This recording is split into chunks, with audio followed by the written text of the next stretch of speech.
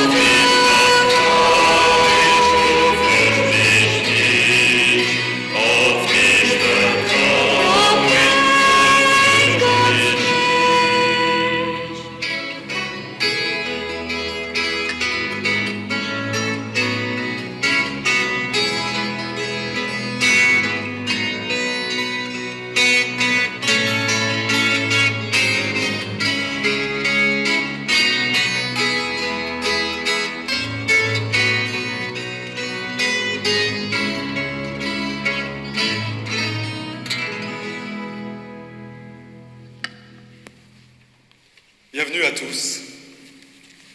Soyez les bienvenus. Peut-être qu'on peut faire comme souvent ici au Christ-Roi, avant de commencer une célébration, il y en a qui hochent de la tête. C'est de se regarder les uns les autres et de se saluer avec nos masques, de repérer qui est là. Voilà, vous êtes venus nombreux ce soir. Bienvenue à vous tous, à vous membres et amis de la communauté du Christ-Roi.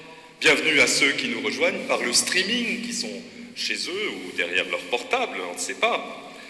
Bienvenue à René, Franz, Christiane, l'équipe du centre de formation diocésain Jean 23, qui a été à l'initiative, en collaboration avec la communauté du Christ-Roi, de cette soirée. Bienvenue encore à Monseigneur Léo Wagner, notre évêque auxiliaire. Bienvenue à Patrick Muller, vicaire général de notre diocèse. Bienvenue à la communauté jésuite, ou en tout cas quelques-uns qui ne sont pas en apostolat à l'extérieur. Nous formons une petite bulle sanitaire là derrière, parce qu'on vit ensemble, donc on se regroupe aussi comme une famille. Et puis, bienvenue à l'équipe d'animation qui a accepté de préparer ça, à accueillir, à disposer pour respecter les distanciations sanitaires. Et alors je vais vous proposer, pour commencer cette soirée autour d'une célébration, autour de la parole, à travers une langue qui est peu connue, en tout cas par moi, qui est la langue des signes.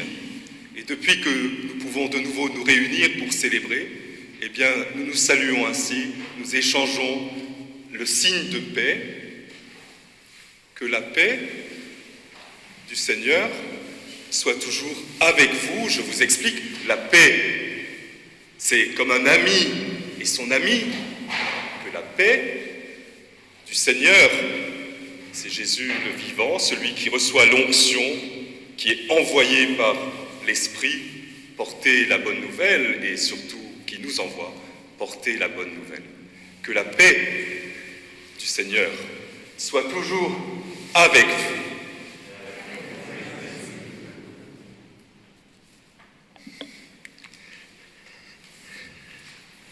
Vous pouvez vous asseoir.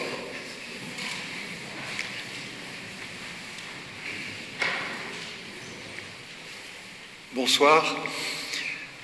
Je remercie le Père Motsch pour ses mots de bienvenue et pour son accueil dans cette chapelle. Et je m'associe aux salutations qu'il vous a adressées, y compris dans la langue des signes.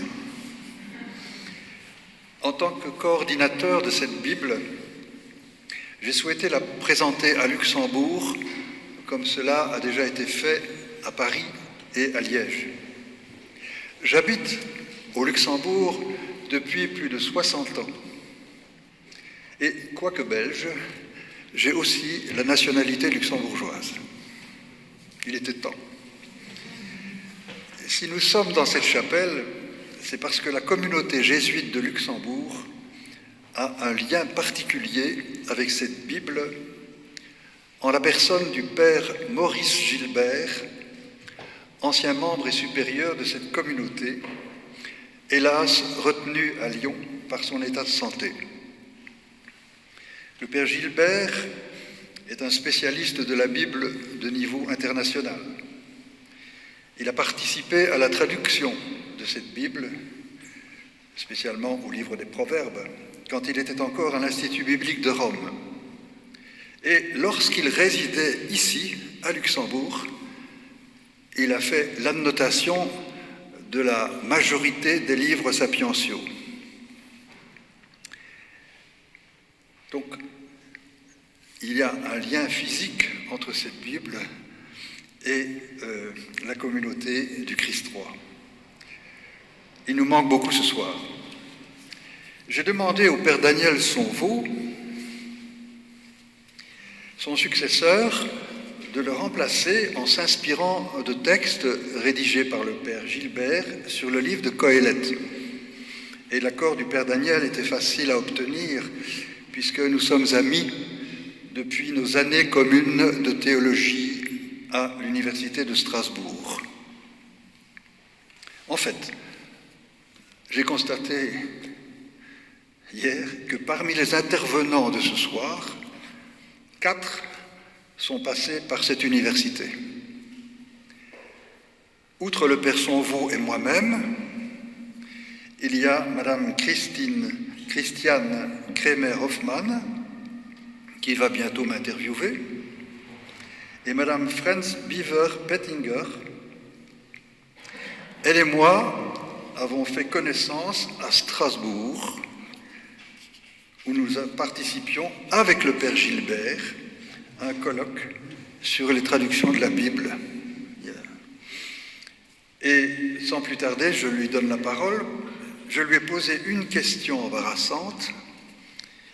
Y a-t-il une place pour la lecture de la Bible en français au Luxembourg? Vous avez la parole.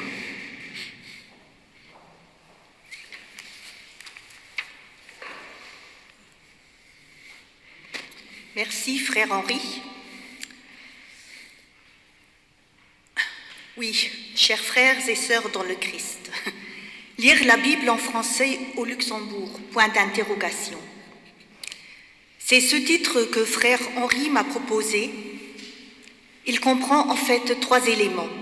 Tout d'abord, lire la Bible, point d'interrogation. La réponse pour un chrétien est évidente. Oui, lisons la Bible, Ancien et Nouveau Testament. Le deuxième élément, en français, point d'interrogation. Et là encore, la réponse est évidente. Oui, le français compte au nombre des langues à longue tradition de traduction biblique. C'est avec le troisième élément, c'est-à-dire au Luxembourg, point d'interrogation, que les choses se compliquent quelque peu. Sûrement, les membres de certains instituts de vie consacrée, comme par exemple ici les pères de la Compagnie de Jésus, avec autour d'eux la communauté du Christ roi, ou bien les moines bénédictins de l'abbaye de Clairvaux, ou bien les frères de la communauté Verbum Spei et d'autres encore, ainsi que des personnes laïques de langue française, ils lisent la Bible en français. Un certain nombre de francophiles parmi les luxembourgeois de souche se réfèrent volontiers, eux aussi, à des versions françaises des Écritures, et dans certaines paroisses, au moins une des lectures est, aujourd'hui, proclamée en français. Cependant, lire la Bible en français au Luxembourg est, somme toute, un phénomène assez récent et toujours minoritaire.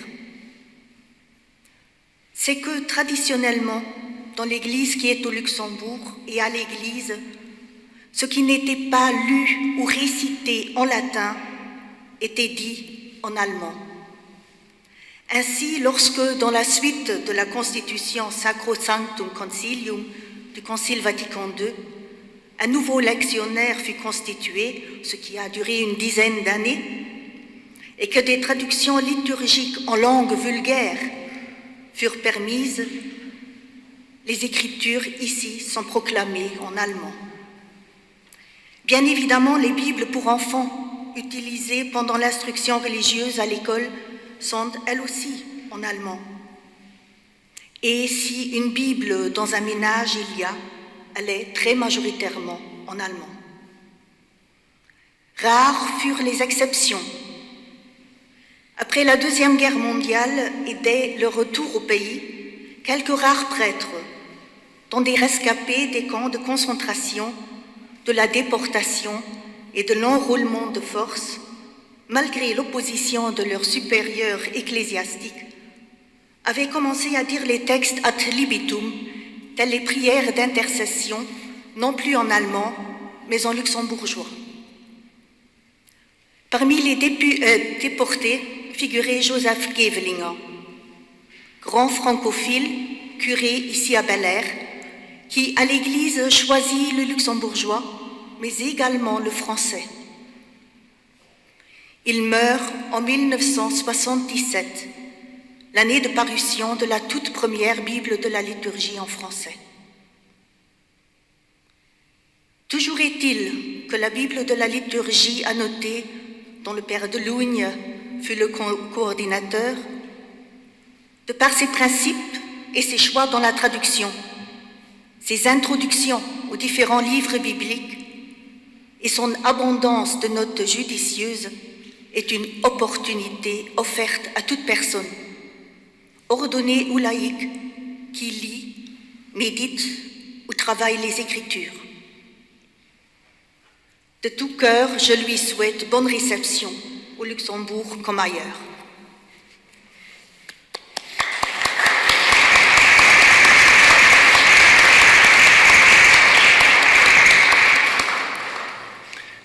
Merci beaucoup. Maintenant, je me donne moi-même la parole. Je vais vous présenter cette nouvelle Bible sous deux formes. D'abord, un exposé sur la traduction elle-même, puis après, une interview sur la Bible annotée. Mais comme il y a un article qui est paru dans la Wart là-dessus, je vous prie de m'excuser de répéter des choses que vous savez déjà. La traduction liturgique de la Bible est une nouveauté dans l'histoire des traductions françaises de la Bible, parce qu'elle possède à la fois les 4 caractéristiques suivantes. Premièrement, elle traduit les textes originaux. Deuxièmement, elle a été voulue par les évêques francophones. Troisièmement, ceux-ci voulaient une traduction intégrale. Quatrièmement, une traduction qui a un niveau de langage adapté à la proclamation liturgique. Et c'est parce qu'elle possède simultanément ces 4 caractéristiques que la traduction liturgique de la Bible est une nouveauté radicale. Premier point, cette Bible traduit les textes originaux, hébreux ou grecs. Bon, cela paraît évident aujourd'hui de traduire la Bible à partir de l'hébreu ou de ses livres grecs. Mais c'est une évidence qui est relativement récente dans l'Église catholique. Il y avait des traductions de la Bible en français dès le Moyen Âge, mais elles traduisaient la Vulgate latine qui remonte à Saint Jérôme, mort en 420. Pour la petite histoire, c'est la raison pour laquelle cette nouvelle Bible a paru le 30 septembre 420, au 16e centenaire de la mort de Saint Jérôme.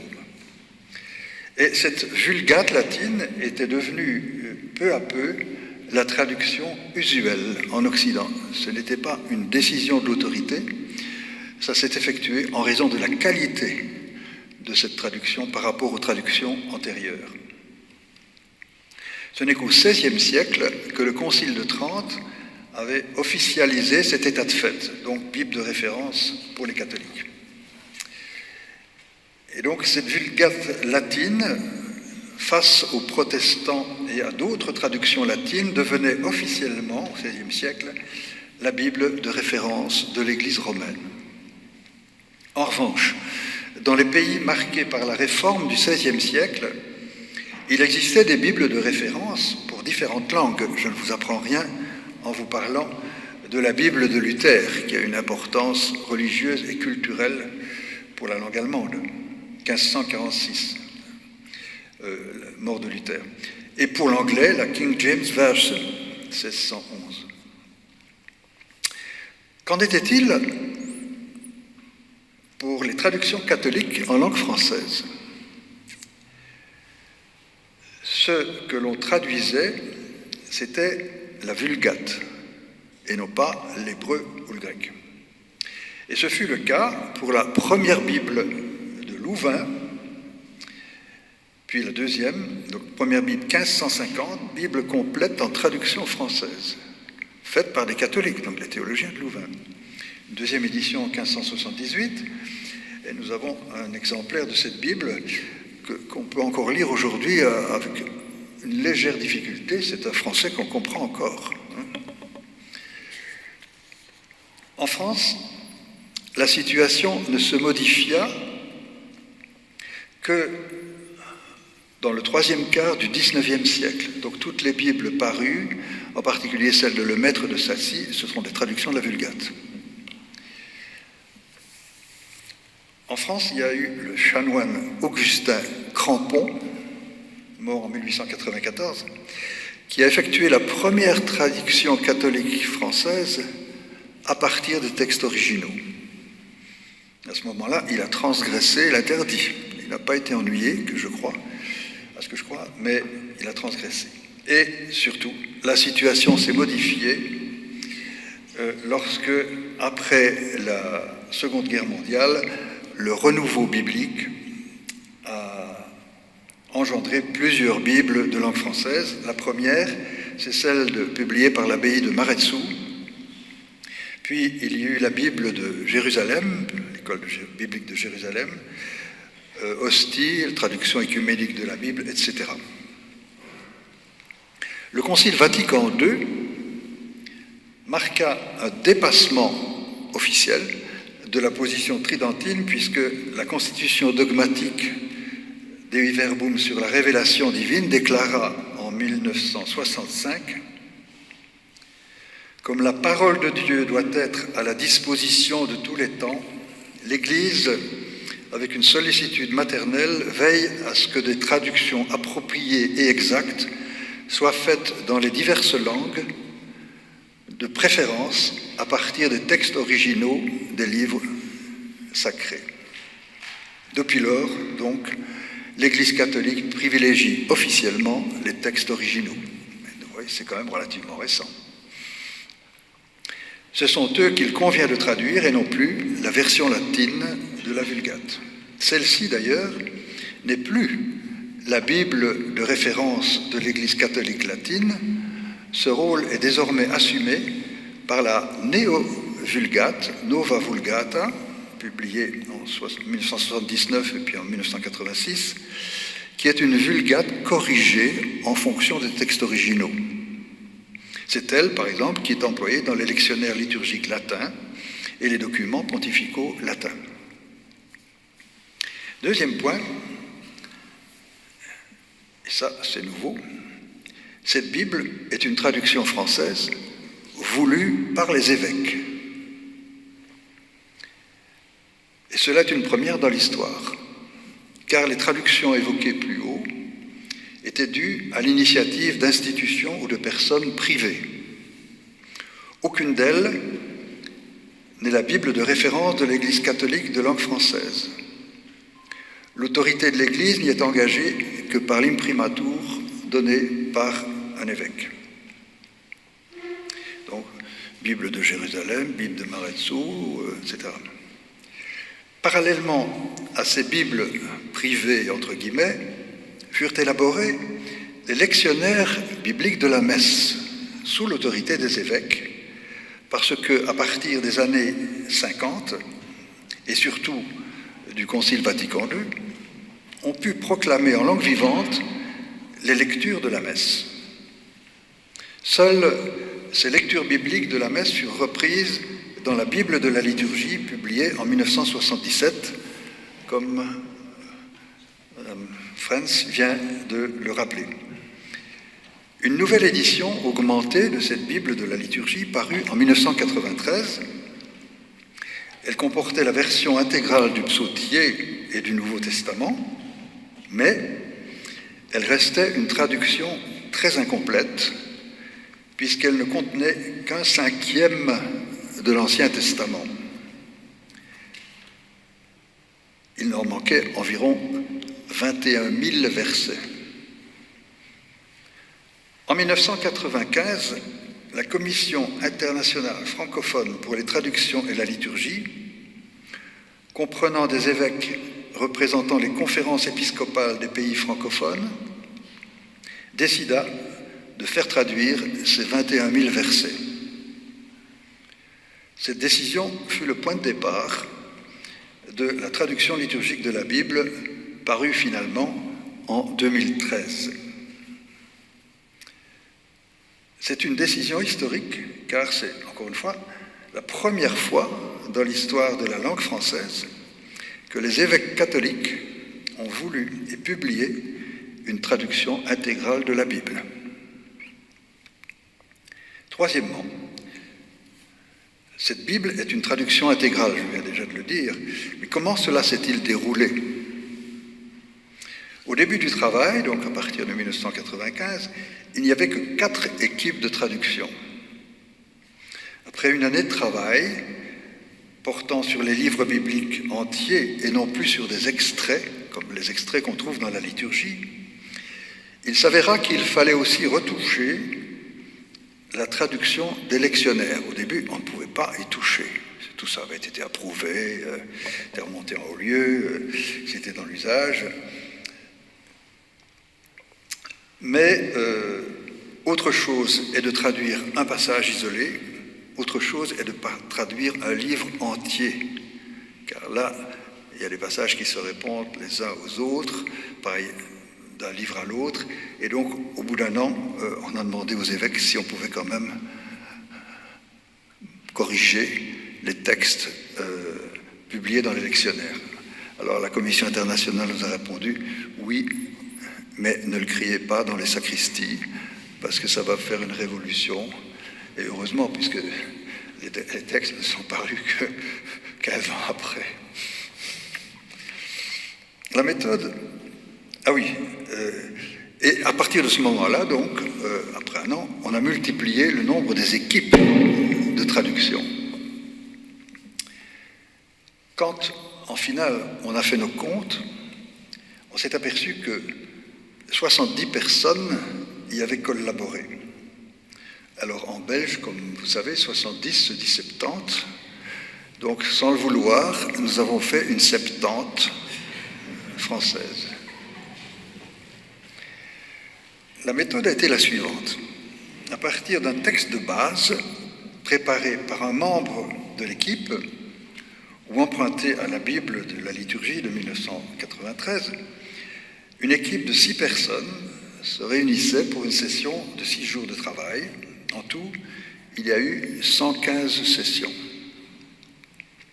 2 exégètes, dont l'un au moins était spécialiste du livre biblique, avaient pour tâche d'assurer la fidélité au texte original.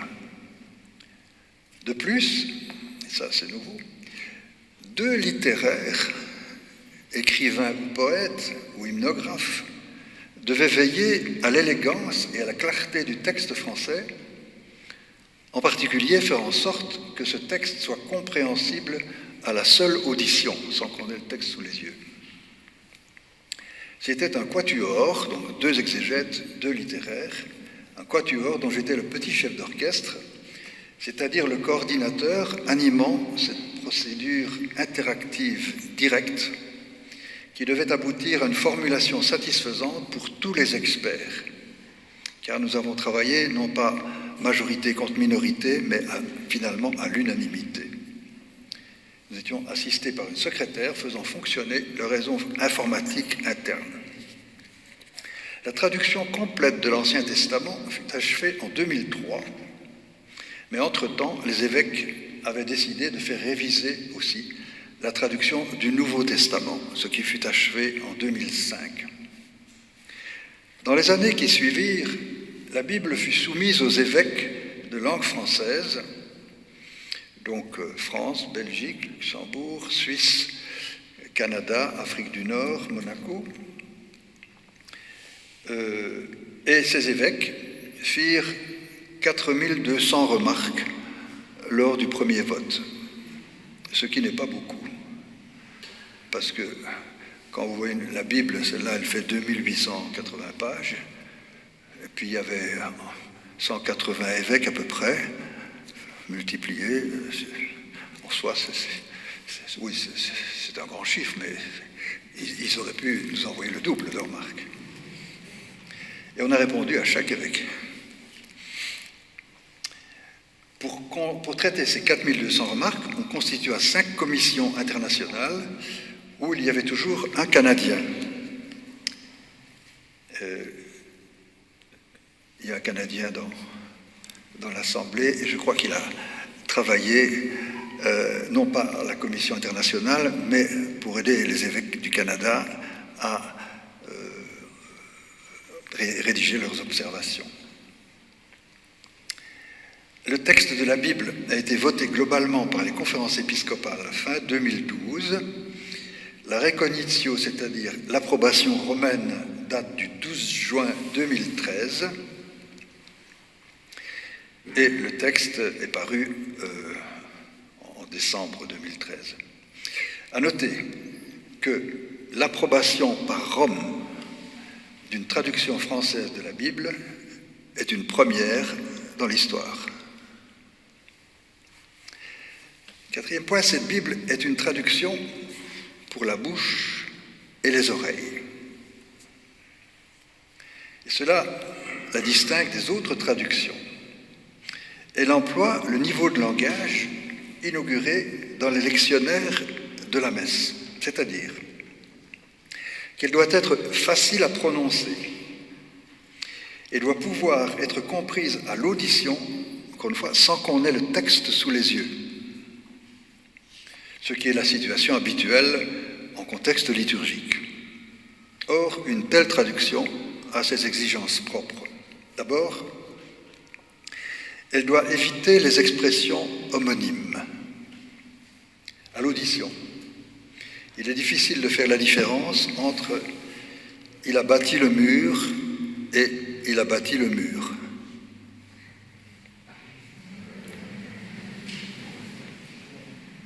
Il vaut mieux dire « il a construit le mur » ou « il a détruit le mur ». Loin du Seigneur et loin du Seigneur. Loin du Seigneur, il est loin du Seigneur, il est éloigné du Seigneur, ou bien il est le Christ, loin du Seigneur, qui a reçu l'onction. Il vaut mieux dire celui qui a reçu l'onction du Seigneur. Quand vous le lisez, ça ne pose aucun problème, mais quand vous l'entendez, ça en pose. Ou bien si on disait, en Isaïe 49, 14, il vaut mieux dire Jérusalem disait, sinon on croit entendre la conditionnelle. Alors dans les psaumes, le Seigneur a régné, pourquoi pas libellule? Il vaut mieux dire le Seigneur est roi. Un grammairien ne sera peut-être pas tout à fait content, parce que ce n'est pas tout à fait le temps, mais à l'audition, c'est plus clair. Pour les nazirs, ces hommes voués à Dieu, dont il est question notamment dans Nombre au chapitre 6. Nazir, avec le R final, on ne l'entend pas, ou très peu. Alors, ça évoque quand même des souvenirs plutôt mélangés. Hein? Il vaut mieux dire les naziréens. Deuxièmement, il faut éviter les expressions qui, à l'audition, font difficulté ou font sourire. Par exemple, la traduction littérale de Luc 17, 8 est « T'es enceint, serre-moi ». C'est la traduction littérale. « T'es enceint, serre-moi », c'est clair. Hein? Il vaut mieux dire « Mets-toi en tenue de service, mets-toi en tenue pour me servir ». Et t'étant, T', étant, saint, C-E-I-N-T, serre-moi, pas me serrer, mais sois à mon service. Vous comprenez l'audition, hein, au début du Cantique des Cantiques, alors, le début du Cantique des Cantiques, dans la plupart des Bibles, Jérusalem, Hostie, l'Ancienne Seconde, la Pléiade, c'est qu'il me baise des baisers de sa bouche. Aujourd'hui, on ne peut plus dire ça. On pouvait encore le dire il y a 80 ans, mais bon. Il vaut mieux dire qu'il me donne les baisers de sa bouche. Plutôt qu'avec la tobe, qu'il m'embrasse à pleine bouche. C'est quand même moins poétique.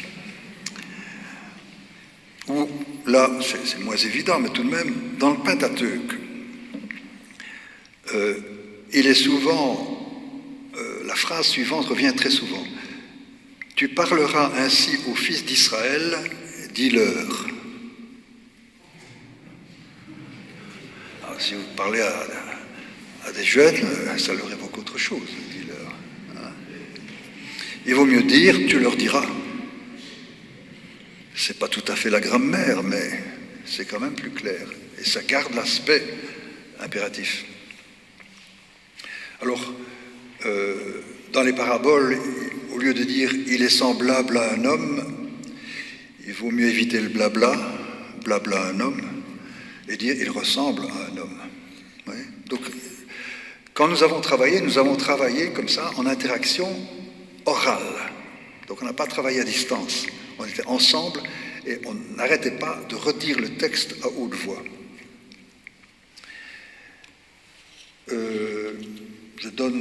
Oui, aussi il faut éviter les séries de syllabes qui contiennent le même son, le son S par exemple. Vous trouvez dans les Bibles écrites, les femmes saintes de sac sous les seins remplissaient les rues. Ça fait beaucoup d'S. Par exemple, dire les femmes enveloppées d'une toile à sac, serrées au-dessous de la poitrine, remplissaient les rues. Éviter des constructions de phrases avec trop de subordonnés. Si vous avez regardé que, par exemple, l'adresse, le début de la lettre de Saint Paul aux Romains dans les Bibles courantes, vous verrez que c'est une phrase qui n'en finit pas, qui a l'état subordonné de relative à l'audition, mon âge. Puis, à l'inverse, il faut avoir un texte aisément prononçable. On pense au lecteur. Il faut éviter au lecteur les traquenards, les successions de sons qui risquent de le faire trébucher. Par exemple, Benayahu, fils de Yehoyada. Dites-moi ça 10 fois. Ne vaut-il pas mieux dire Benaya, fils de Joad? Joad avec racine.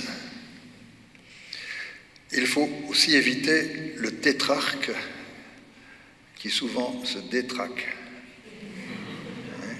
Par contre, on a bien dû garder l'aréopage, qui est difficile à éviter, même si souvent il devient l'aéropage, comme un aérodrome.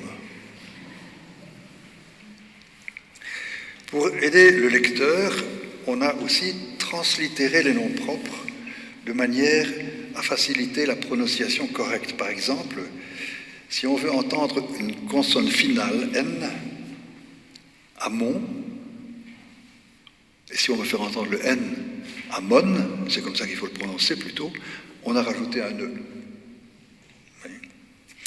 Si on veut éviter les ch, par exemple Ézéchiel, Achab, Antiochus, l'élève de l'école biblique de Jérusalem a prononcé Antiochus. Et c'est un professeur qui nous a dit, par pitié, écrivez ça autrement. Alors, on a écrit Ézéchiel avec un K, Achab, C, et Antiochos, C-O-S. Mais on a gardé CH pour Zacharie. Oui, on ne peut pas être absolu. Bref, la traduction liturgique de la Bible possède 4 caractéristiques. Premièrement, elle traduit les textes originaux et non pas la Vulgate. Elle a été entreprise, amendée et approuvée par les évêques francophones. Troisièmement, cette traduction officielle est intégrale. Quatrièmement, à la différence des autres Bibles, elle a un niveau de langage adapté à la proclamation. Et ce qui fait d'elle une nouveauté dans l'histoire de la langue française et dans l'Église de langue française. Je donnerai simplement un exemple, parce que je vois que j'ai déjà dépassé le temps. Dans la traduction liturgique précédente, on disait que Jésus avait pitié de la foule. Or, le mot pitié, dans la traduction précédente, traduit 2 verbes grecs complètement différents. Eléo, comme on a dans le kyrié eleison, Seigneur prends pitié, mais aussi un verbe tout à fait différent, splagnisteis, participe passé, qui revient 12 fois dans les synoptiques et qui signifie les entrailles retournées ou le cœur retourné. Et on a pensé que dans le vocabulaire, le terme le plus proche de ce sens est la compassion. À la suite de cette réflexion, la compassion est entrée dans l'Évangile. Elle y était déjà, mais on ne la disait pas. Je vous remercie de votre attention.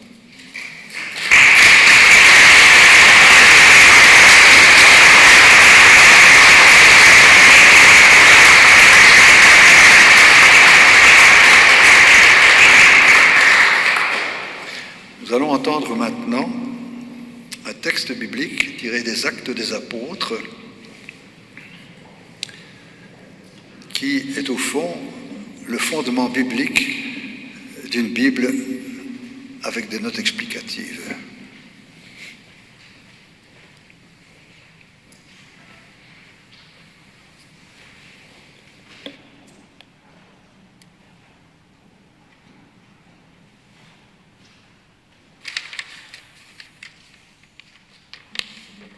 L'ange du Seigneur adressa la parole à Philippe en disant « Mets-toi en marche en direction du sud.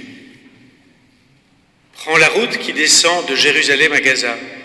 Elle est déserte. » Et Philippe se mit en marche.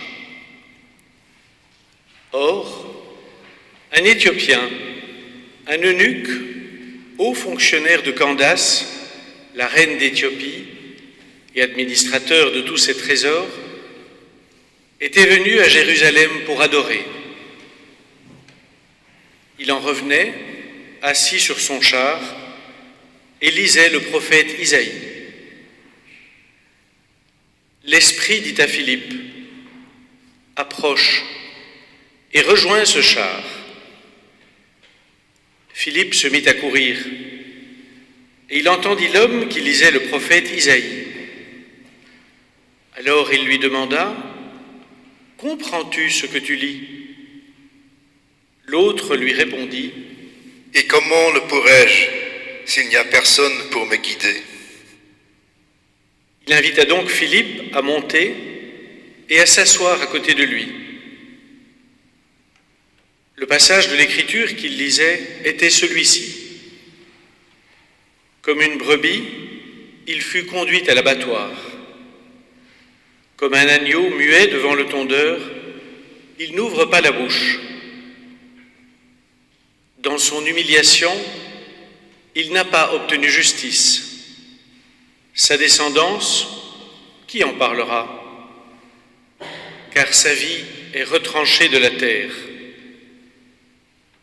Prenant la parole, l'eunuque dit à Philippe, « Dis-moi, je te prie, de qui le prophète parle-t-il? De lui-même ou bien d'un autre ?»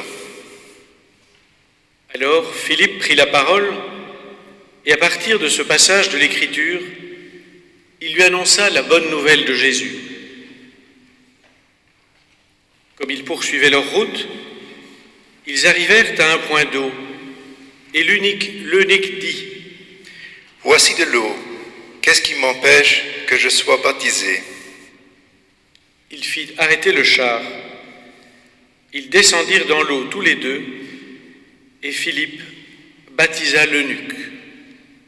Parole du Seigneur.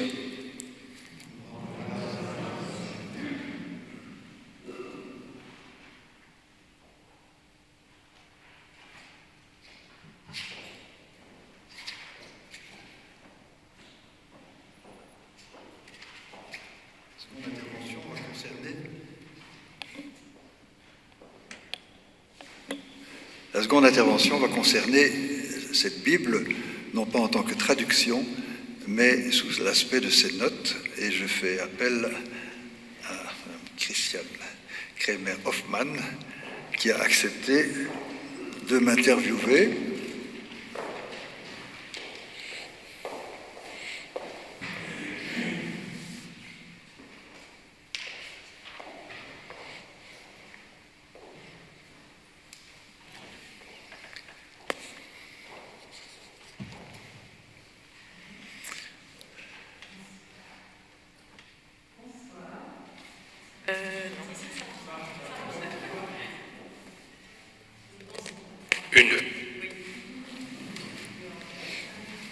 Alors, bonsoir, j'accepte avec plaisir de t'interviewer, frère Henri. Depuis que je suis retraitée, je passe tout mon temps à Clairvaux avec ma famille. Moi, j'habite en bas, lui en haut.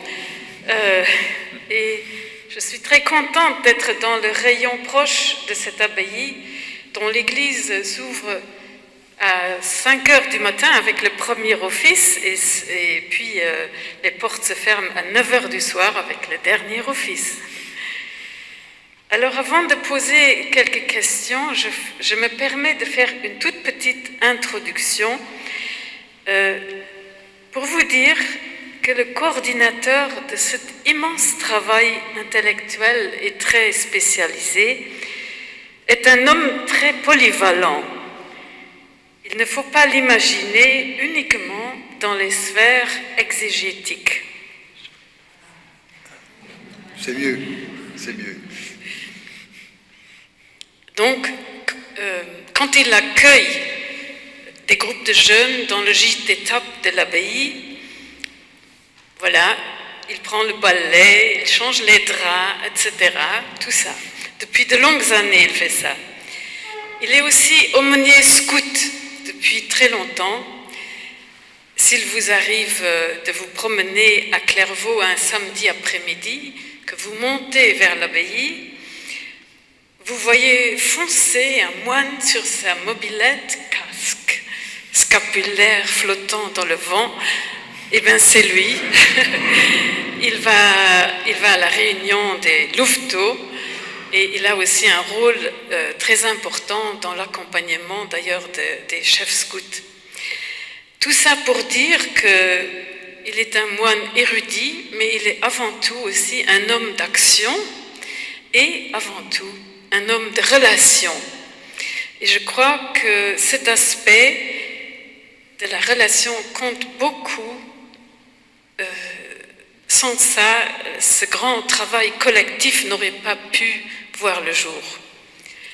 Alors maintenant, venons à quelques questions par rapport à la nouvelle édition, par rapport à celle de 2013, où il y avait juste le texte. Il y a la nouvelle édition de 2019 avec les notices explicatives. Et comment pourrais-je comprendre s'il n'y a personne pour me guider ? Cette question du fonctionnaire éthiopien qu'on vient d'entendre dans la lecture des Actes des Apôtres, beaucoup de personnes peuvent la poser, pas seulement des personnes d'autres cultures, chacun de nous. Alors toi, frère Henri, tu n'as pas été sollicité comme l'était le diacre Philippe à monter dans un char, mais peut-être qu'il y a aussi eu quelque chose qui a déclenché, qui a donné l'idée de ce projet d'édition liturgique avec note explicative. Je vais répondre. Je veux d'abord rebondir sur la question du scoutisme. Je suis aumônier scout, je suis scout depuis 70 ans et plus, et je le reste. Et c'est dans le cadre du scoutisme que j'ai fait la connaissance de Christiane, puisque je travaillais avec son mari Romain dans le groupe des guides et des scouts de Clairvaux. Cela m'a amené d'ailleurs à avoir des relations très amicales avec eux deux, et j'ai été invité à baptiser leurs 2 enfants. Et quand j'ai baptisé le deuxième, sa petite sœur, Lisa, qui avait assisté au baptême par immersion, car je baptise toujours par immersion, comme l'a fait le diacre Philippe certainement avec l'Éthiopien. La petite Lisa a dit, je le dis en luxembourgeois puis je traduirai après, Den Hori, dat is Inush, hat de Frans am Wasser gezappt. Ce qui se traduit à peu près, Henri a trempé Frans dans l'eau.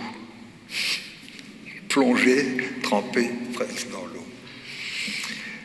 Donc, voilà, comme l'Éthiopien. Mais ce qui m'a incité à faire une Bible avec notes, ce n'est pas un Éthiopien, ni un fonctionnaire de la reine d'Éthiopie, mais c'est une cliente de la librairie de la Procure à Paris, où je me trouvais un jour, et je me trouvais comme par hasard au rayon biblique, et j'ai entendu une dame qui, s'adressant au vendeur, lui demandait une Bible complète. Et le vendeur lui a très gentiment expliqué, présenté les différentes Bibles qui existaient, y compris la traduction liturgique de la Bible, qui donc était déjà parue depuis 2013. Alors elle a posé cette question: y a-t-il des notes dans cette Bible? Et le vendeur a répondu: oui, mais elles sont très brèves. Effectivement, dans l'édition de 2013, il y a des notes très brèves pour justifier la traduction, mais non pas pour expliquer le sens du texte. Alors elle est ressortie avec une autre Bible sous le bras. Je me suis dit, il y a quelque chose à faire, il y a quelque chose à faire. Alors, si tu devais résumer en une phrase, quel est le but de cette nouvelle édition? C'est d'aider le lecteur, tout lecteur, qu'il soit chrétien ou non, croyant ou non, à découvrir le sens réel du texte. Et qui a rédigé les notes et selon quels critères? Les notes ont été rédigées par une vingtaine de spécialistes des livres en question. Selon le critère suivant, je leur disais: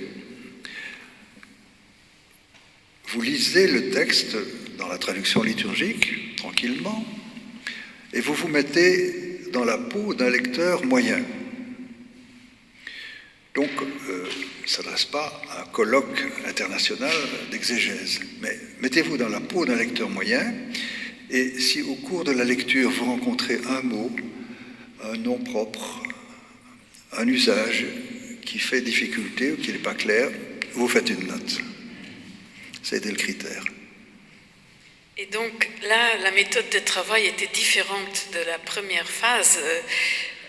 Donc ce n'était plus un travail collectif. Oui, complètement différente. Dans la phase de traduction, on travaillait en groupe. Ça ne s'est pas fait à distance. C'est vraiment ensemble que la traduction apparaissait, tandis que ici, s'agissant de notes qui ne sont pas destinées normalement à la proclamation liturgique, chaque spécialiste a travaillé chez lui. Vous voyez ? Et puis, ils m'ont envoyé les notes qu'ils avaient faites, je les ai relues, et puis l'éditeur aussi, et on a envoyé tout ça à l'imprimatur pour le diocèse de Paris, puisque l'éditeur est domicilié à Paris.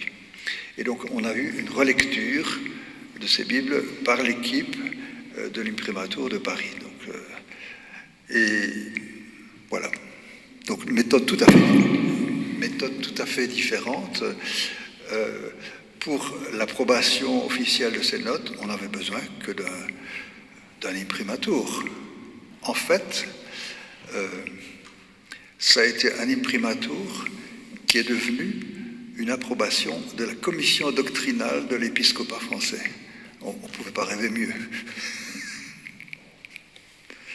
Alors, traduire des textes bibliques, des textes de 2000-3000 ans, c'est non seulement passer d'une langue à une autre, mais encore d'une culture à une autre, d'une pensée à une autre. Est-ce que les notes peuvent aider à surmonter ce décalage et peux-tu illustrer par des exemples, par l'un ou l'autre exemple?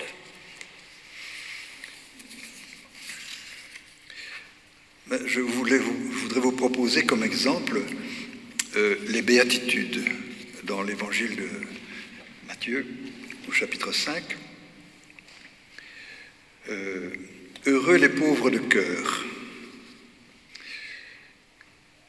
Pauvres de cœur. il y a une note qui dit « de cœur », littéralement c'est « en esprit ». Les pauvres en esprit. Mais la traduction liturgique estimait qu'on risquait de comprendre, c'est quelqu'un qui est un peu dérangé mentalement, le pauvre en esprit, vous voyez, ou pauvre selon l'esprit, bon, donc pauvre de cœur. Et comme on hésitait, les équipes hésitaient, on a demandé aux évêques de voter sur ce point-là. Et l'immense majorité a dit non, il faut garder pauvre de cœur. Bon, il y a une note qui m'est ajoutée par Matthieu, donc en esprit, pour préciser l'interprétation qu'il faut donner au mot pauvre. Il s'agit des humbles, de ceux qui se tiennent à leur place devant Dieu. Il ne s'agit pas de l'idée de pauvreté au sens que nous donnons habituellement à ce mot. Alors après, par exemple, il y a « Heureux ceux qui ont faim et soif de la justice, car ils seront rassasiés. » Note, autre précision propre à Matthieu, tandis que Luc n'a pas cette précision. La justice est pour lui, pour Matthieu, la parfaite soumission à Dieu, l'obéissance filiale à ses commandements. Vous voyez, c'est un sens très différent de ce que nous donnons au mot justice. Mais ça, c'est le sens biblique. Et la note vous aide à le découvrir. Ou alors, heureux les cœurs purs, car ils verront Dieu. Heureux les cœurs purs. Le cœur, note, est pour les sémites le centre de la personnalité, le siège des pensées, des vouloirs et des sentiments. Donc pas seulement des sentiments, mais des pensées aussi. Ce qu'il y a en somme de plus intime dans l'homme. C'est le cœur, centre des pensées, des vouloirs et des sentiments, tout ça. Et les cœurs purs sont ceux qui ne sont pas partagés. Donc ce n'est pas une question de chasteté, pureté sexuelle, c'est ne pas être partagé. Sans aucune arrière-pensée, aucune attache à des biens terrestres et passagers, ou retour indu sur eux-mêmes ne les sépare de Dieu. Voilà quelques exemples. Merci. Alors, autre question. Pendant des siècles, donc tu l'as dit tout à l'heure, la Bible a été un instrument entre les mains de l'Église et, en tout cas du côté catholique, les fidèles n'avaient accès au texte biblique que par l'intermédiaire de la liturgie et de l'enseignement de l'Église. Désormais, depuis Vatican II, la Bible est accessible à tous par voie directe. Est-ce que la Bible est un patrimoine de l'humanité? Ah oui, bien sûr, bien sûr. On peut se réjouir de la diffusion qu'elle continue. C'est le livre qui est, paraît-il, le plus fréquemment édité, réédité, traduit. C'est un chef-d'œuvre qui appartient au patrimoine culturel de l'humanité, qui donc, a priori, intéresse tout être humain, qu'il soit croyant ou non. Et quant à la question de l'Église qui risquait d'accaparer la Bible, il faut quand même se placer dans la situation culturelle d'avant l'invention de l'imprimerie. Avant l'invention de l'imprimerie, le livre, c'était un manuscrit sur parchemin, habituellement parfois sur papyrus, mais sur parchemin. Or, pour avoir sur un parchemin toute la Bible, il faut au moins un troupeau de moutons dont on prend la peau, avec lequel on fait des pages. Donc, vous imaginez le prix de revient d'un seul exemplaire de la Bible jusqu'avant l'invention de l'imprimerie. Donc ça n'était accessible qu'aux communautés religieuses, aux chapitres de chanoines, aux universités et aux personnes riches. Oui. Donc il y avait un empêchement de fait qui n'était pas un empêchement idéologique. Oui. Alors à partir de l'invention l'invention de l'imprimerie, ça a tout changé, et c'est aussi à ce moment-là que la Bible s'est diffusée, et la réforme protestante a profité de cette invention de l'imprimerie. Aujourd'hui, nous avons une diffusion par Internet, et c'est assez prometteur. Dernière question. Nous sommes dans le temps de carême. Est-ce que tu pourrais dire un mot d'encouragement pour les paroissiens du Christ roi, pour nous tous? Comment vivre ce carême et cette semaine sainte en approfondissant justement notre relation à la parole, à la Bible?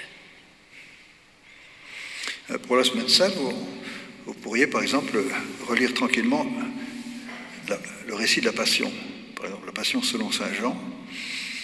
Et je ne fais pas de publicité ici, mais enfin si vous avez une Bible qui a des notes, vous verrez que ça va vous aider à approfondir le sens des textes. Voilà, merci pour ce formidable travail auquel tu as consacré plus de 20 ans de ta vie. Et voilà, à nous de nous nourrir du bon pain de la Bible.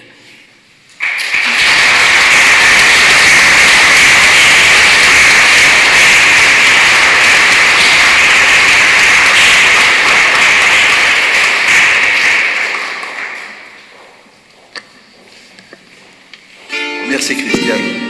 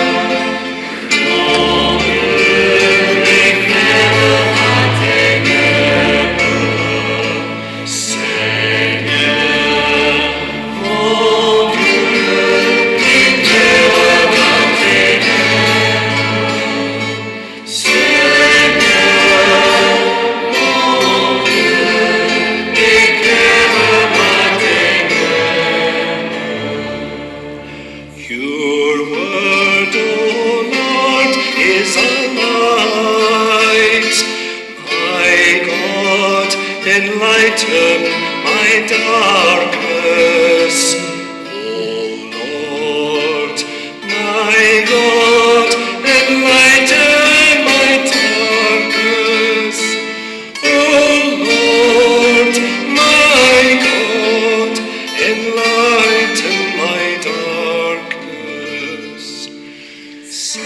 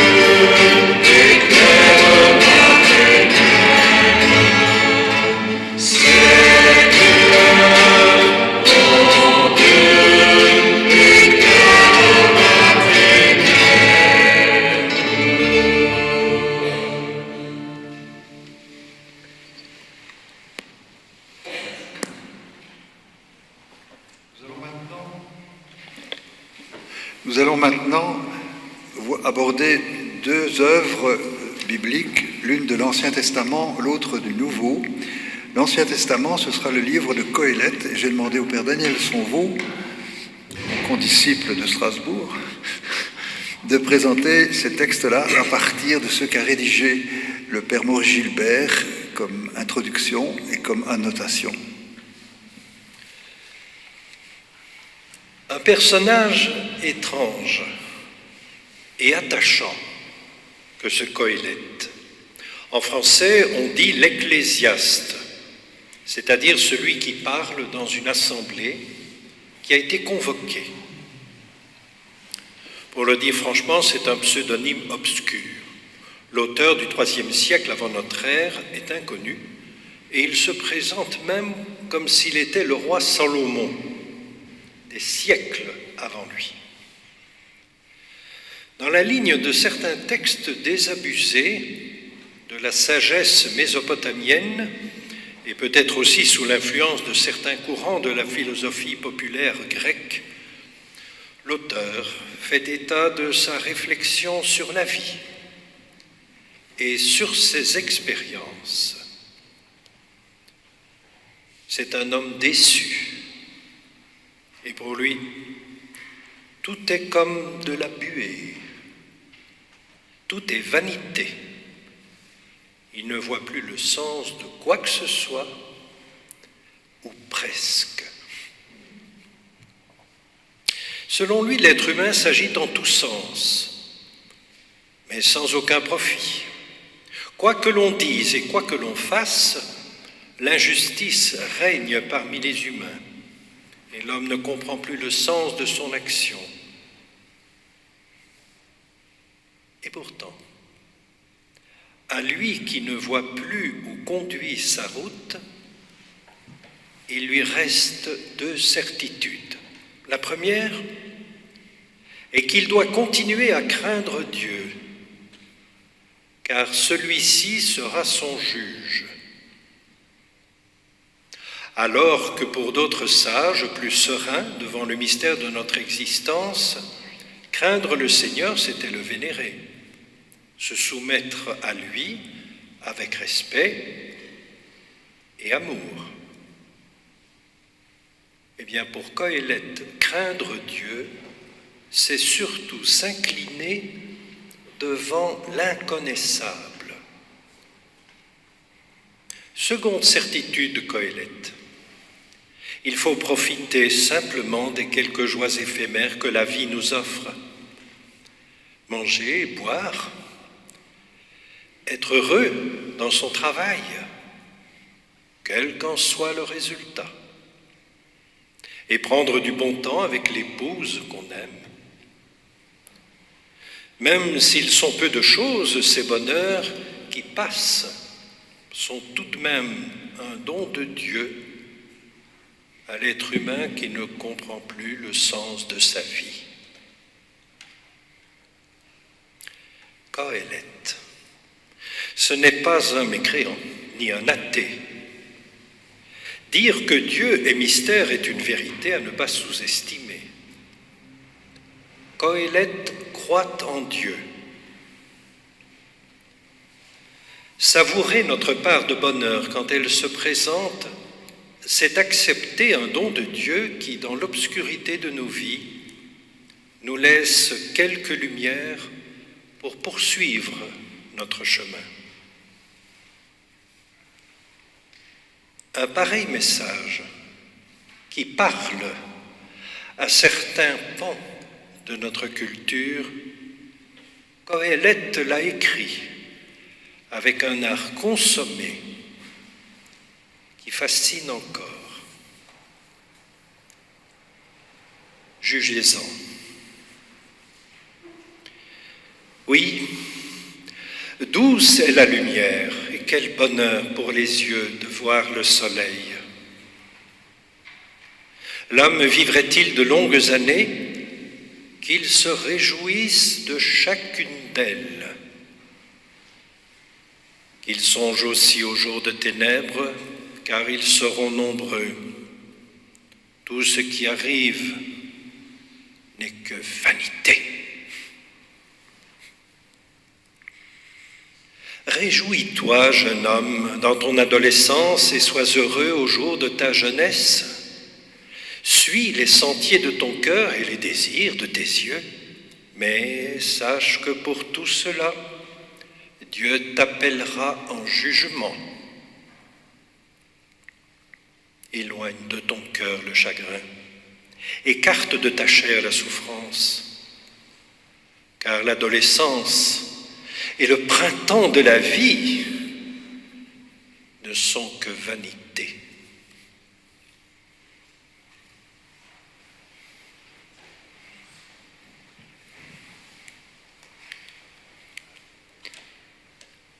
Souviens-toi de ton Créateur au jour de ta jeunesse, avant que viennent les jours mauvais et qu'approchent les années dont tu diras « je ne les aime pas ».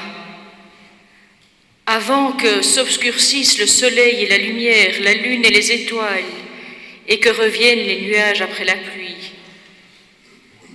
Au jour où tremblent les gardiens de la maison, où se courbent les hommes vigoureux, où les femmes, l'une après l'autre, cessent de moudre, où le jour baisse aux fenêtres.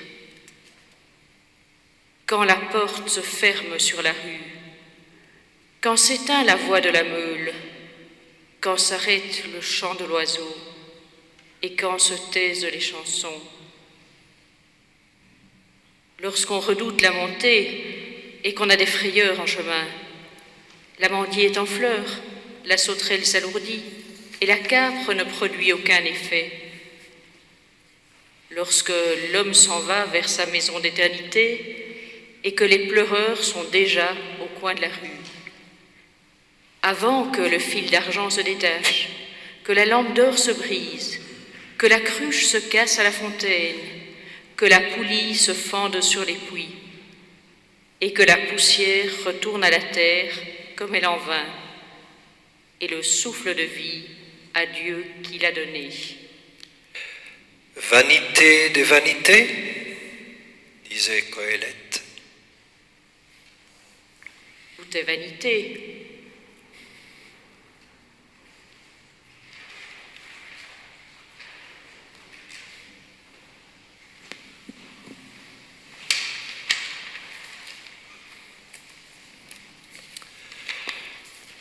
Pourquoi rédiger des notes lorsqu'un texte est finalement si beau et si profond?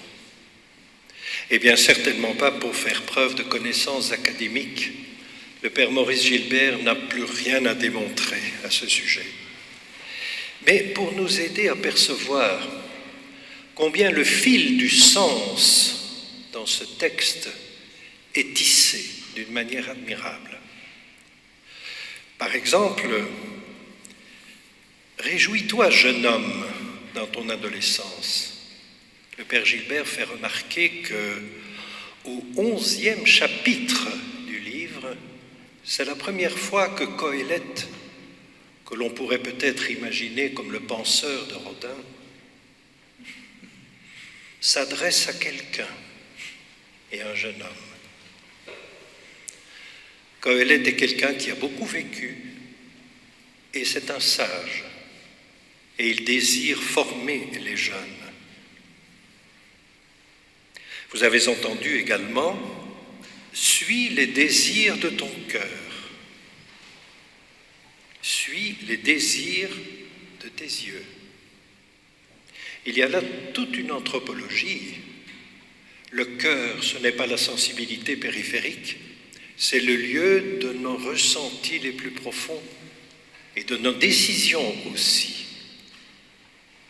Quant aux yeux, ne voit-il pas que de la buée, des apparences? Les notes du père Gilbert attirent ainsi notre attention non seulement sur l'art de l'auteur inconnu qu'on appelle Coëlette, mais aussi sur sa perception de la difficulté de percevoir le sens de la vie. Et qu'en est-il alors des vieillards? Je lis ce qu'écrit le père Gilbert. « Le grand âge atteint tout le monde, les serviteurs et les maîtres. les servantes et les dames. Où le jour baisse aux fenêtres. Nous avons entendu cela. Eh bien, dans le texte original, il y a « celles qui voient s'obscurcissent aux fenêtres ». C'est magnifique. On voit disparaître dans l'ombre, la brume et les ténèbres, le visage d'une personne âgée qui va vers sa fin. Et le corps revient à la poussière, mais l'esprit à Dieu qui l'a donné. Le Père Gilbert continue, il décrit, quand Hélène décrit l'affaiblissement progressif des personnes, images saisissantes dans lesquelles une part de la tradition a vu des allusions aux différentes parties du corps humain, sans parvenir pour autant à une explication communément acceptée. N'y a-t-il pas aussi un vanité des vanités que la science, même quand on y a excellé? Et le Père Gilbert termine, c'est un peu comme un conseil d'un homme d'un certain âge, d'un religieux. Pour nous jésuites, d'un compagnon, il dit « Mieux vaut garder la poésie des images ».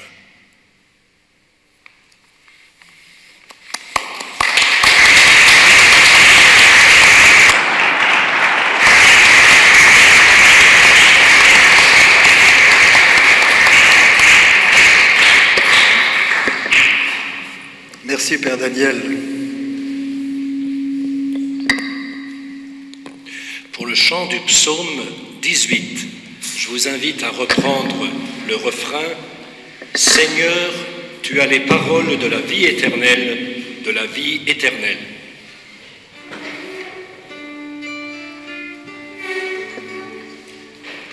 Seigneur, tu as les paroles de la vie éternelle, de la vie éternelle.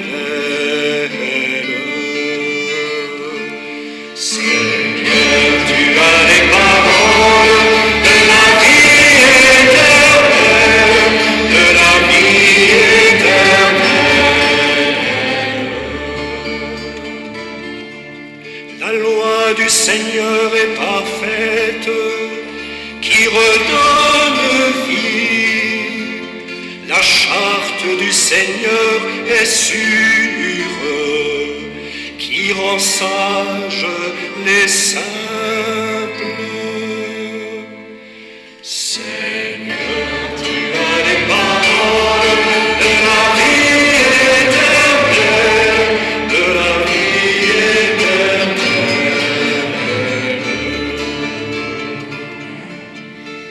Les préceptes du Seigneur sont droits, ils réjouissent le cœur. Le commandement du Seigneur est limpide, il clarifie le regard. Seigneur, tu as les paroles de la vie éternelle, de la vie éternelle.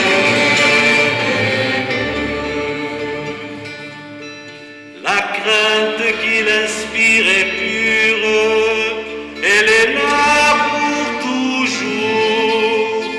Les décisions du Seigneur sont justes et vraiment équitables.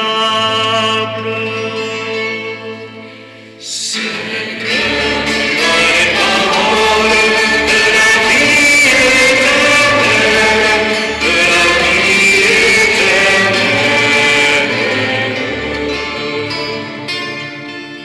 Ces décisions sont plus désirables que l'or, qu'une masse d'or fin, plus savoureuse que le miel sauvage qui coule des rayons. Seigneur, tu as les paroles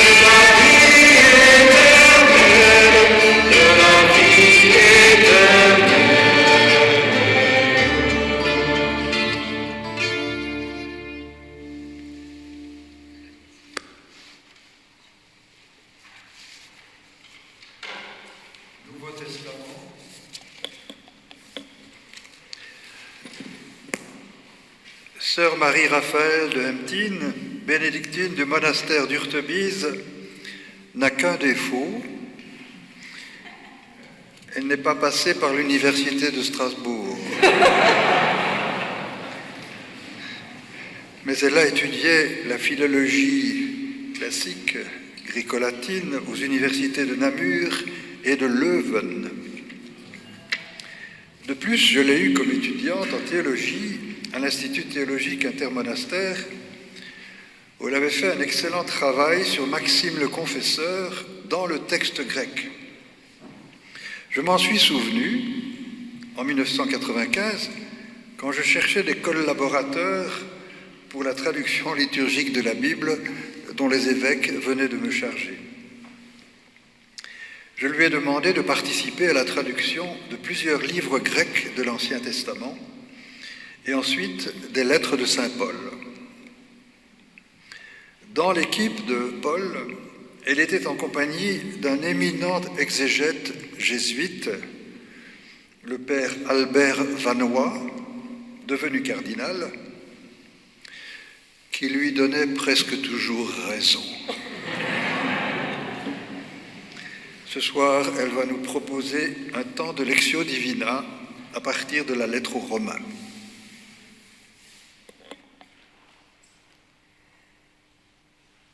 En effet, un des buts de cette édition annotée de la Bible est d'aider à la Lectio Divina pour tous les chrétiens.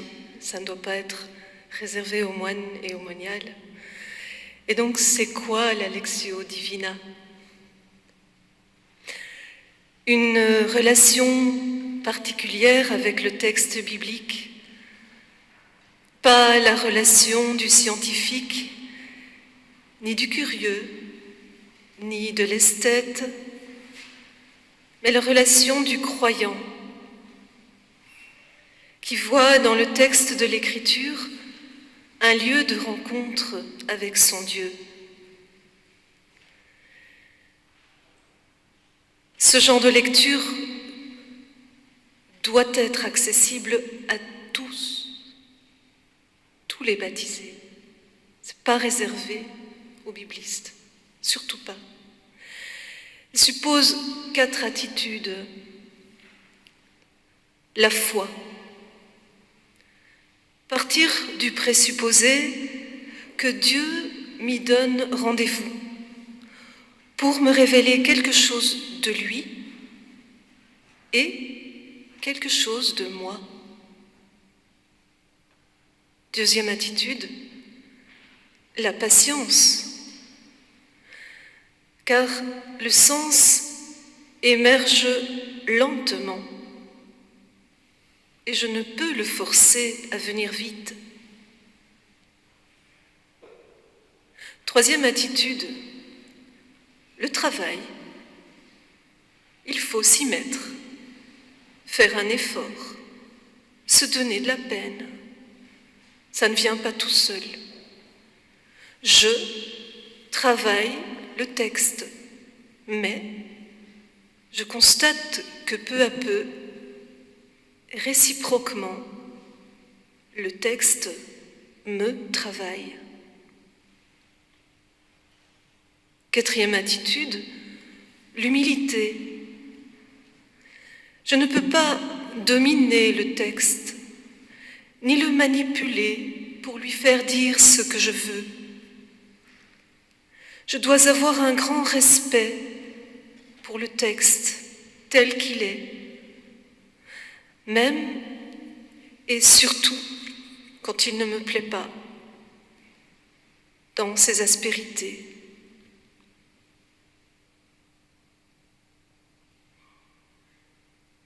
Dans la démarche de Lectio Divina, on part du constat qu'il y a essentiellement 2 sens à l'écriture. Mais l'un n'est pas accessible sans l'autre. Le sens littéral et le sens spirituel. Ce qui est à notre portée, c'est le sens littéral. C'est celui-là que nous pouvons travailler Le sens spirituel, quant à lui, émerge peu à peu de lui-même, tandis que nous faisons ce travail. Le sens spirituel, c'est celui qui nous travaille, parfois à notre insu.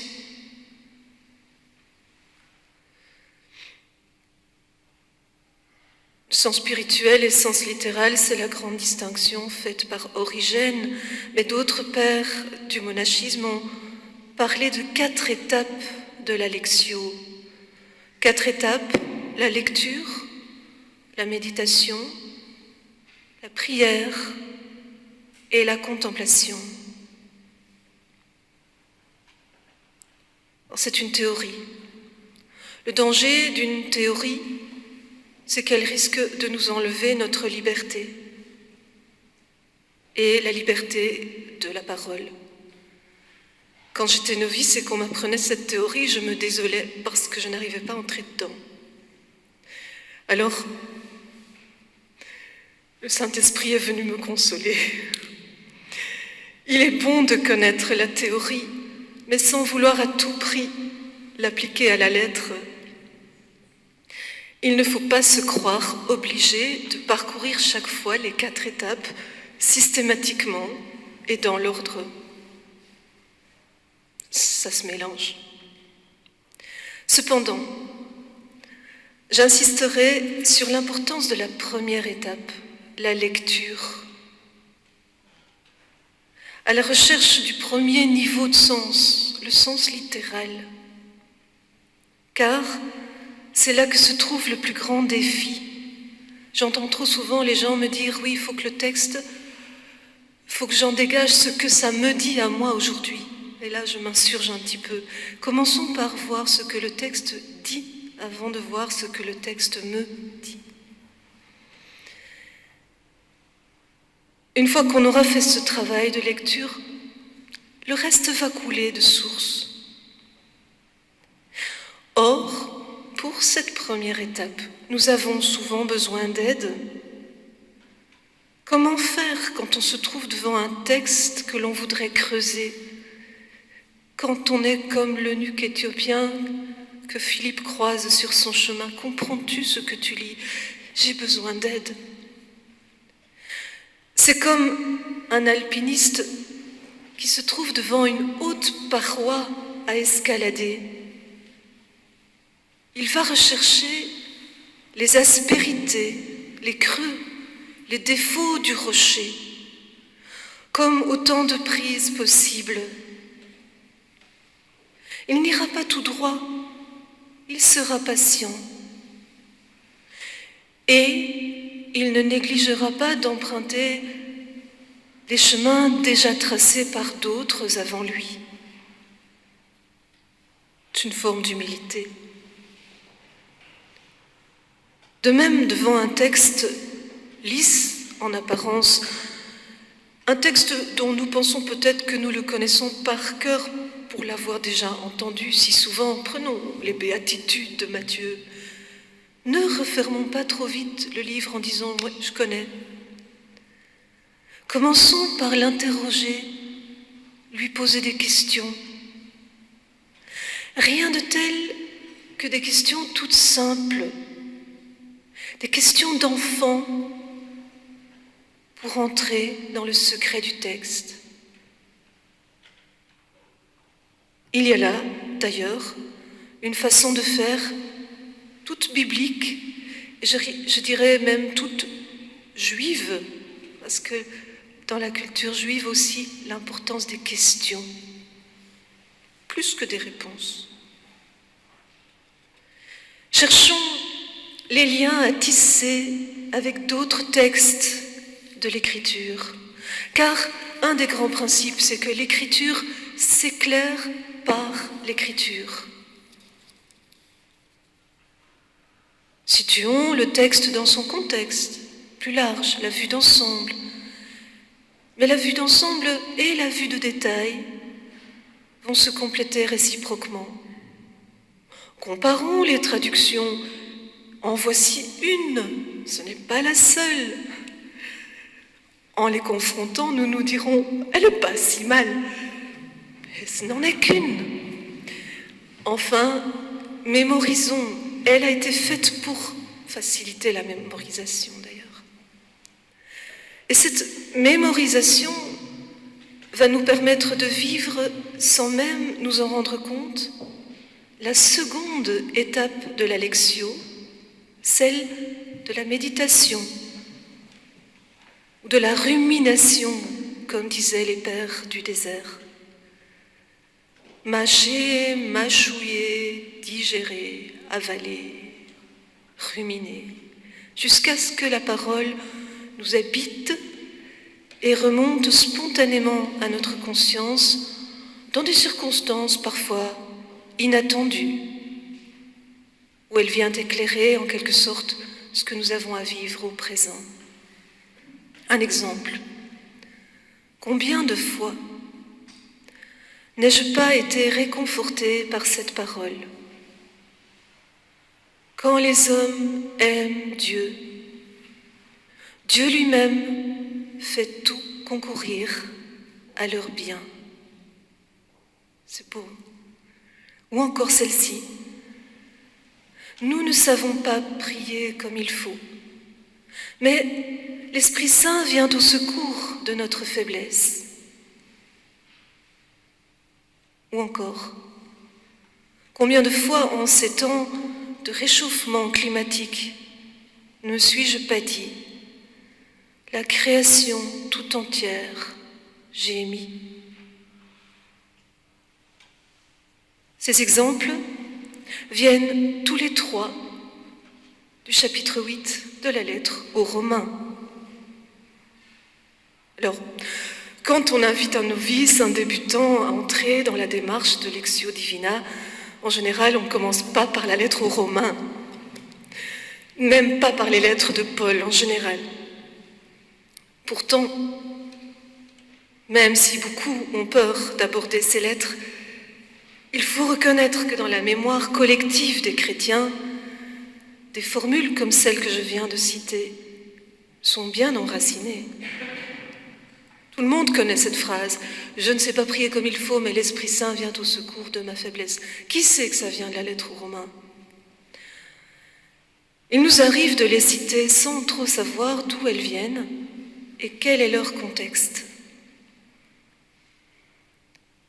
Une lecture attentive, soutenue, aidée par les notes, nous aidera à mieux comprendre le sens de ces formules qui tapissent notre mémoire profonde. Alors prenons un instant pour écouter maintenant un long extrait du chapitre 8 de la lettre aux Romains, et puis je continuerai mon commentaire.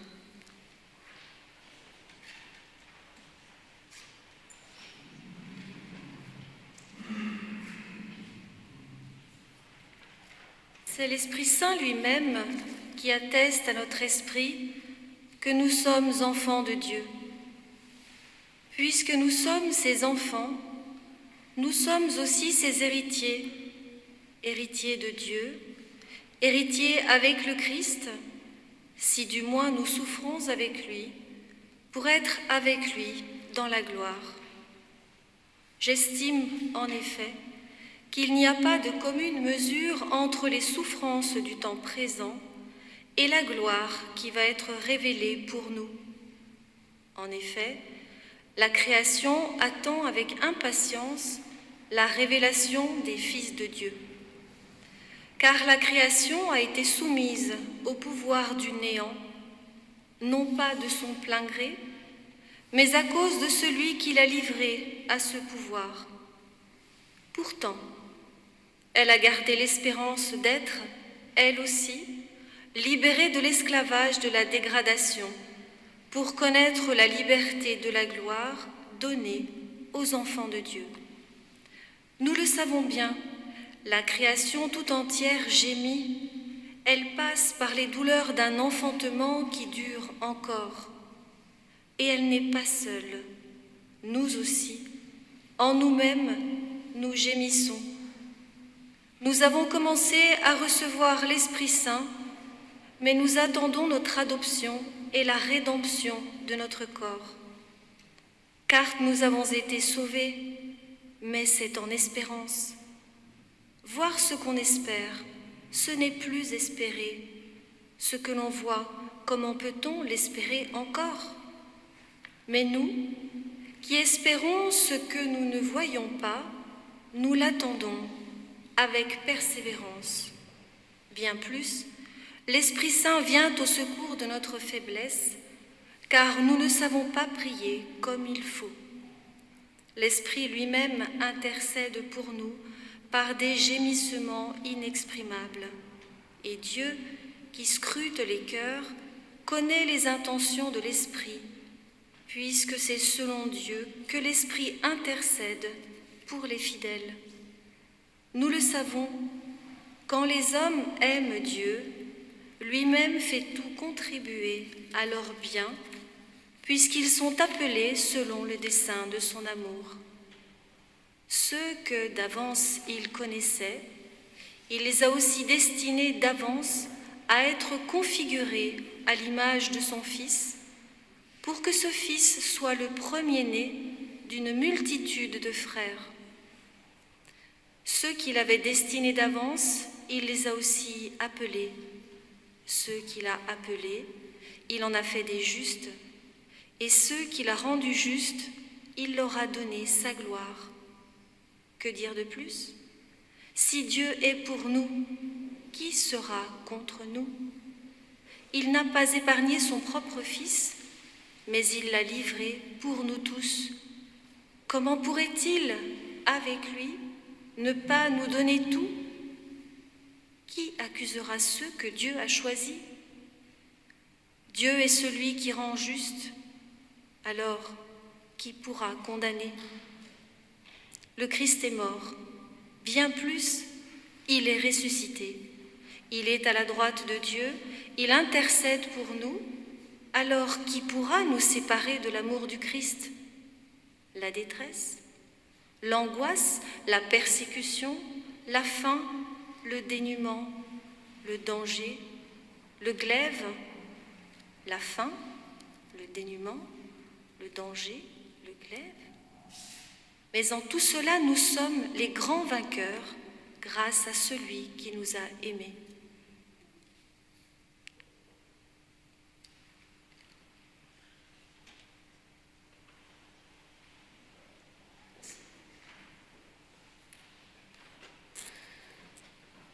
Donc je repars de cet exemple de la lettre aux Romains pour montrer comment, avec l'aide des notes de cette Bible-ci, parce que là je les ai consultées quand même, j'en consulte aussi d'autres parfois. Voilà, pour montrer comment on peut cheminer dans ce texte-ci, quelques exemples.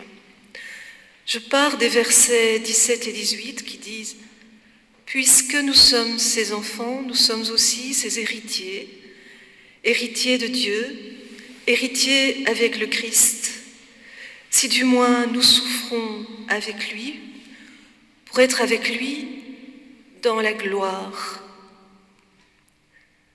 J'estime en effet qu'il n'y a pas de commune mesure entre les souffrances du temps présent et la gloire qui va être révélée en nous.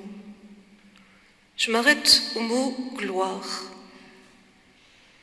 Ce mot n'est plus guère présent dans notre vocabulaire au quotidien.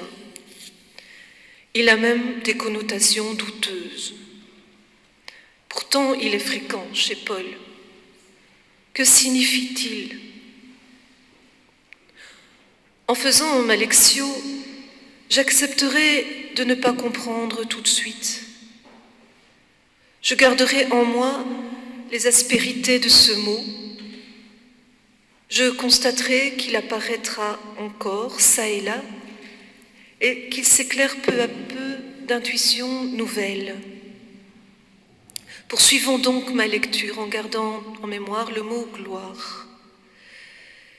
Et en poursuivant, je lis que la création attend avec impatience la révélation des fils de Dieu. Qu'elle, cette création, a été soumise au pouvoir du néant. mais qu'elle a gardé l'espérance d'être, elle aussi, libérée de l'esclavage de la dégradation, pour connaître, écoutez bien, la liberté de la gloire donnée aux enfants de Dieu. Je fais le lien entre tous ces mots. Et je vois que Paul veut nous dire ici qu'il y a un rapport étroit entre le sort de l'humanité et le sort de la création tout entière.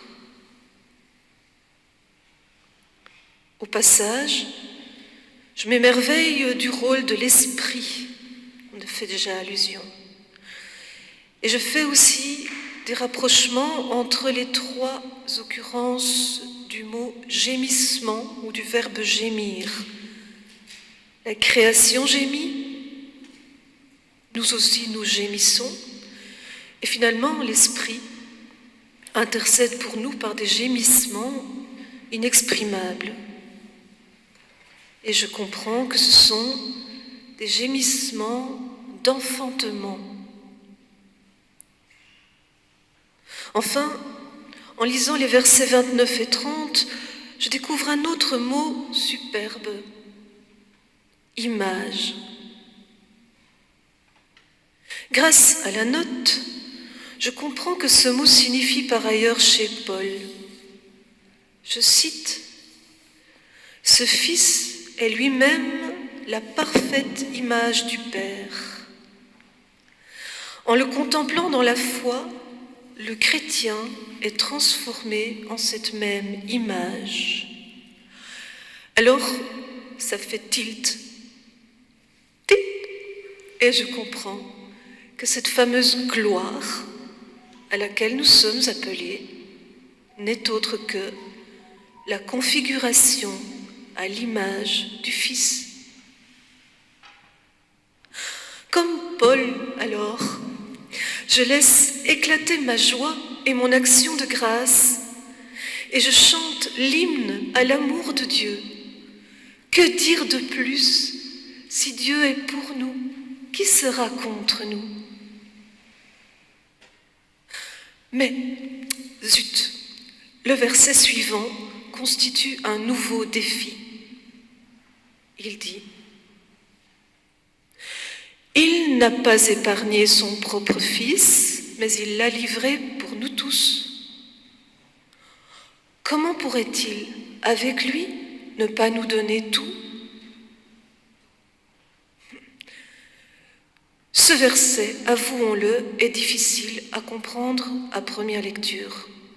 Comment accepter un Dieu qui n'épargne pas son propre Fils et qui le livre pour nous? N'est-ce pas un scandale? Eh bien oui, mais Paul aime bien les scandales. Oui, dans cette courte phrase, nous sommes au cœur du scandale. Ce verset ne nous renvoie-t-il pas l'image d'un Dieu insensible, cruel, même pervers? Et sans le recours à tout l'arrière-fond biblique qu'il présuppose, comment pourrions-nous l'accepter? Alors, si je n'ai pas le secours des notes, serais-je en mesure de saisir les allusions bibliques qui sont cachées dans cette phrase? Rien que pour ce verset, il y a 3 notes.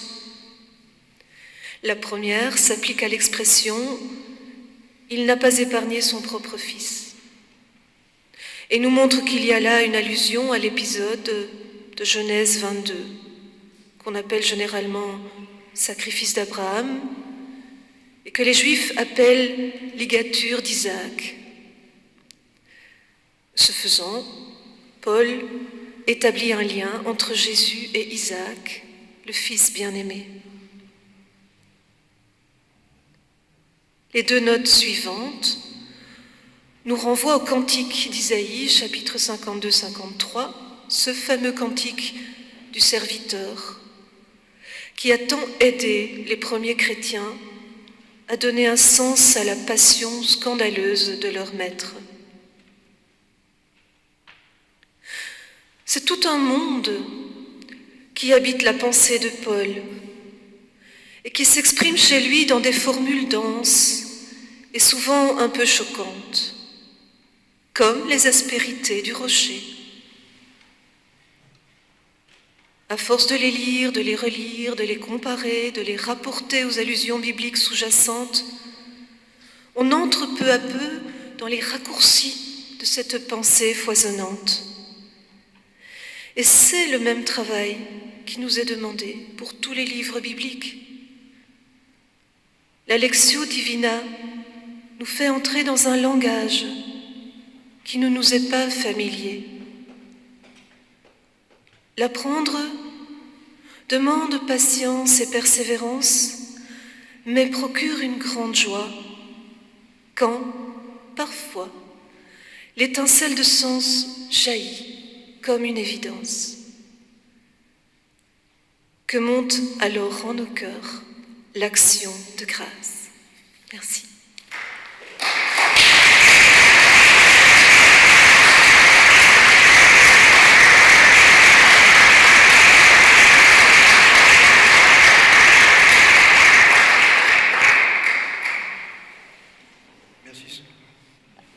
Merci, sœur Marie-Raphaël. Une Bible voulue par les évêques, relue par les évêques, approuvée par les évêques, une première dans l'histoire des traductions françaises. Ce soir, il convenait qu'un évêque ait le dernier mot, ou presque, sur le sujet. Merci à Monseigneur Léo Wagner, qui est aussi un ami, de nous donner son témoignage.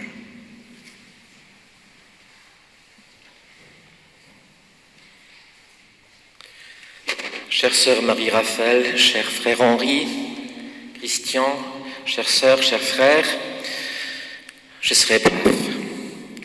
Permettez-moi pourtant de remercier tout d'abord les organisateurs de cette célébration, en l'occurrence le Centre de formation diocésain et la Communauté du Christ Roi. Cette célébration nous a permis de découvrir, je pense, deux choses. Tout d'abord, le travail d'érudition du frère Henri, et je suis très reconnaissant qu'on a pu une fois, mettre en lumière ce travail immense qu'il a réalisé pendant des décennies avec ses équipes. Beaucoup de Luxembourgeois le connaissent. Mais c'est vrai aussi que son travail est souvent caché un peu comme l'abbaye. Et cette soirée nous a permis justement aussi, je pense, d'honorer à juste titre ce travail énorme. Merci Henri, on est vraiment fiers de toi. Tu es quand même un phare de cette église de Luxembourg. Tu as mis toutes tes connaissances au profit de l'église universelle, représentée en tout cas par les diocèses de langue française. Un tout grand merci à toi.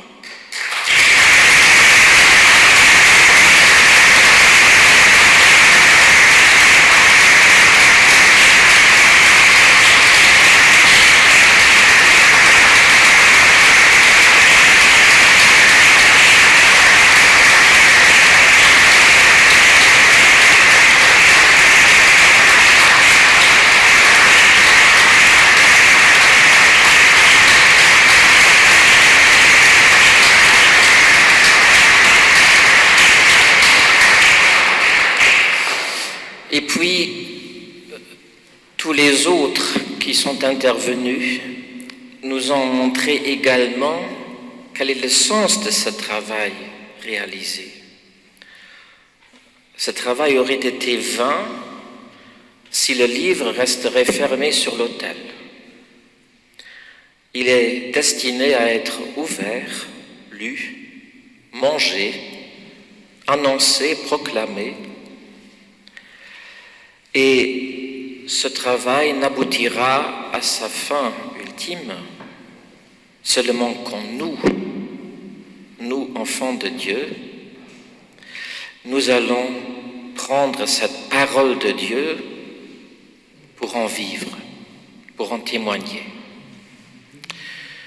Et ce sera cela, je pense, mon dernier mot, mon souhait que j'aimerais nous exprimer, que ce travail qui a une destinée, c'était celle de rendre abordable la parole de Dieu à beaucoup, justement que beaucoup s'en inspirent pour en vivre.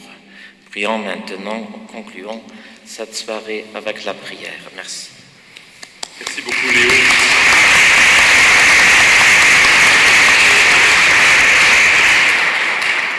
Rassemblons notre prière, élargissons-la aux dimensions du monde en reprenant les mots que Jésus nous laisse.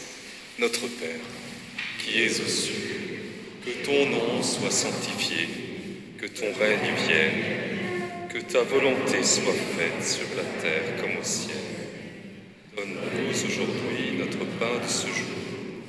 Pardonne-nous nos offenses, comme nous pardonnons aussi à ceux qui nous ont offensés. Et ne nous laisse pas entrer en tentation, mais délivre-nous du mal. Car c'est à toi qu'appartiennent le règne, la puissance et la gloire, pour les siècles des siècles. Amen.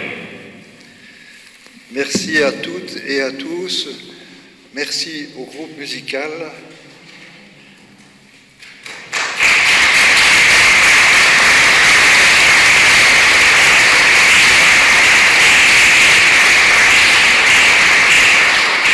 Et vous avez remarqué qu'en sortant, on vous offrait une bouteille de jus de pomme de l'abbaye, fait à l'abbaye avec des pommes de Leusling.